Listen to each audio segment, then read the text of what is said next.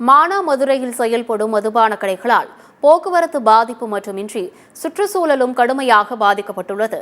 சிவகங்கை மாவட்டம் மானாமதுரை பேருந்து நிலையம் அருகே மானாமதுரையிலிருந்து மதுரை செல்லும் நெடுஞ்சாலையில் உள்ள ரயில்வே மேம்பாலத்தின் கீழ் செல்லும் சர்வீஸ் ரோட்டில் அரசு மதுபான கடையும் மற்றும் தனியார் மதுபான கடை அருகே இயங்கி வருகிறது. இந்த கடைகளை சுற்றி தனியார் பள்ளிகள், பேருந்து நிலையம், சுமார் 2000க்கும் மேற்பட்ட குடியிருப்புகள் உள்ளன. மது வாங்க வருவோர் வாகனங்களை சர்வீஸ் சாலையில் நிறுத்திவிட்டு மது அருந்த செல்கின்றனர். இதனால் ஒரு வழி சாலையாக மாறி வாகனங்கள் சென்று வருகின்றன. மேலும் இந்த 2 பார்களிலும் அரசால் தடை செய்யப்பட்ட நெகிழி கப்புகள் அதிக அளவில் பயன்படுத்தப்படுகிறது. அதை குடிமகன்கள் குடித்துவிட்டு பாட்டில்களையும் கப்புகளையும் தூக்கி வீசிவிட்டு செல்கின்றனர். இதனால் மலை போல் அந்த பிளாஸ்டிக் கப்புகள் மற்றும் பாட்டில்கள் குவிந்துள்ளது. 2 மதுபான கடைகளும் அரசு விதிமீறி பொதுமக்களுக்கு பாதிப்பு ஏற்படுத்தும் விதமாக இருப்பதால் அவற்றை அகற்ற வேண்டும் என பொதுமக்கள் கோரிக்கை விடுத்துள்ளனர்.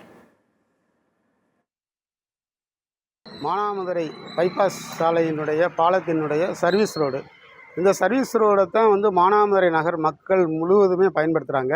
புறநகர் மக்களுக்கும் இதுதான் பாதை.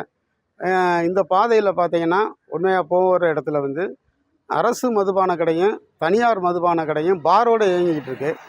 இதுக்கு போதிய பார்க்கிங் வசதியெல்லாம் கிடையாது. போகக்கூடிய வண்டிகள் அப்படியே நிப்பாட்டிட்டு போயிடுறாங்க. இதனால் காலையில் வேலைக்கு செல்லும் பெண்கள், கல்லூரிக்கு செல்லும் பெண்கள், மாணவிகள் எல்லாருமே ரொம்ப சிரமப்படுறாங்க, பயப்படுறாங்க. குடியாரர்களுடைய தொல்லை அதிகமாக இருக்குது. ஆனால் அந்த வழியாக தான் அனைத்து பேருந்துகளுமே வருது. எதிர் திசையில் பயணம் பண்ணிக்கிட்டு இருக்காங்க. இந்த 2 மதுபான கடைகளாலேயும் அந்த விழக்கூடிய அந்த குப்பைகள், நெகிழி குப்பைகள் அரசால் தடை செய்யப்பட்ட அந்த கப்பு, அந்த குப்பையெல்லாம் இங்கே அதிகமாக இருக்குது. அதை பற்றி யாரும் கவலைப்படுறதில்லை. இதை அரசு கண்டுக்கிறவே இல்லை. மக்கள் இதனால் மிகுந்த கஷ்டத்திற்கும் வேதனைக்கும் உள்ளாகிறாங்க.